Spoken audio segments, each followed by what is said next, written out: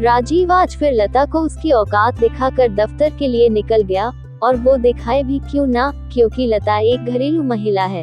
वो कोई ज्यादा पढ़ी लिखी लड़की नहीं, न ही वो कोई कामकाजी सफल महिला है। उसका काम सिर्फ कपड़े धोना, खाना पकाना, बिस्तर लगाना, घर की सफाई करना, बच्चों को अच्छी तालीम देना, घर के बड़े बूढ़ों का ध्यान रखना और घर में आए मेहमानों का स्वागत करना ही तो है। इन सब काम की क्या अहमियत, ये तो कोई नौकरानी भी कर सकती है। ये सब सोचकर लता ने अपने गालों से आंसुओं की बूंदों को साफ किया और फिर से अपने कामों में जुट गई। रोज की तरह राजीव का फोन आया कि वो देर से घर आएगा, खाना बाहर ही खाएगा। लता समझ गई थी कि पिएगा भी बाहर। पहले तो लता रोज राजीव से इस बात के लिए लड़ती थी और वो ये कहकर फटकार देता है कि वो मेहनत करता है और कमाता है, वो जो चाहे करे। पर अब तो जैसे वो थक चुकी थी, वो राजीव के मुंह ही नहीं लगना चाहती थी, क्योंकि राजीव कई बार कह चुका था कि उसे इस घर की जरूरत है, ना कि इस घर को उसकी जरूरत। वो जब चाहे इस घर को छोड़कर जा सकती है। लता ये सोचकर चुप हो जाती कि शायद राजीव सही कह रहा है, वो जाएगी भी कहो। मायका तो बचपन से ही पराया होता है। अगर घर की बेटी 4 दिन भी ज्यादा रुक ले तो आस पड़ोस वालों के कान खड़े हो जाते हैं।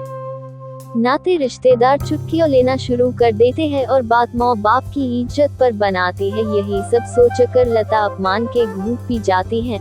अगले दिन लता की तबीयत कुछ ठीक सी नहीं लग रही थी। उसने नापा तो उसे बुखार था। लता ने घर पर ही रखी दवा ले ली और जैसे तैसे नाश्ता और बच्चों का टिफिन लगा दिया और कमरे में जाकर लेट गई। राजीव ये कहकर चला गया कि डॉक्टर को दिखा लेना। शाम तक लता का बुखार बढ़ गया, उसकी तबीयत में जरा भी सुधार नहीं हुआ। उसने राजीव को फोन करा तो उसने कहा वो घर आते वक्त दवा लेता आएगा। राजीव ने लता के पास दवा रख दी और कहा ले लो, क्योंकि उसने दवा लाने का इतना महान काम जो किया, पत्नी ऐसा नहीं कर सकती। वो दवा देगी और प्यार से उसके माथे पर हाथ भी फेरेगी। उधर सासुमाँ ने खाना बनाकर आज रात के लिए यह मोहर लगा दी कि वाकई में इस घर को लता की जरूरत नहीं। रात को लता ने खाना नहीं खाया, वो बेचैन होकर तड़प रही थी। उधर राजीव चैन की नींद सो रहा था। सोए भी क्यों न, उसे अगले दिन काम पर जो जाना था। वो कमाता है, इस घर को उसकी बहुत आवश्यकता है। अगले दिन राजीव दवा की कहकर चला गया और रात के डॉक्टर के चलना अपना महान फर्ज निभाकर चला गया। उधर सास ने भी बीमारी में हाथ पैर चलाने की नसीहत देकर महानता का उदाहरण दे दिया। शाम को लता की तबीयत और बिगड़ गई।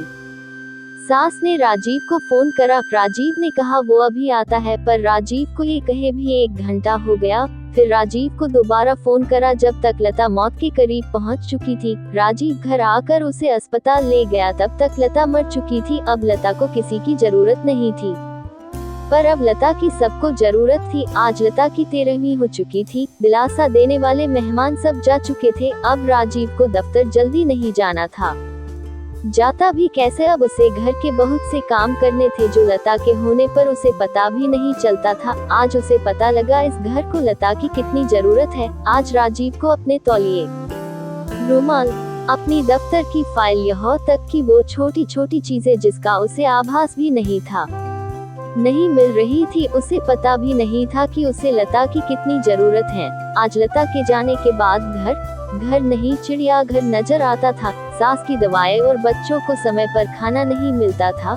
राजीव को रात को अपना बिस्तर लगा नहीं मिलता था। आज राजीव का घर पर इंतजार करने वाला कोई नहीं था। उसको किसी को बताने की आवश्यकता नहीं कि वो कहाँ है और कब आएगा, क्योंकि कोई पूछने वाला ही नहीं। आज राजीव को लता की बहुत जरूरत है, पर लता को ये साबित करने के लिए कि मेरी भी जरूरत है सबको, ...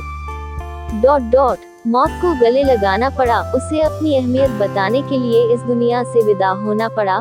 आज सबने मान लिया कि लता को इस घर की नहीं, इस घर को लता की ज्यादा जरूरत है।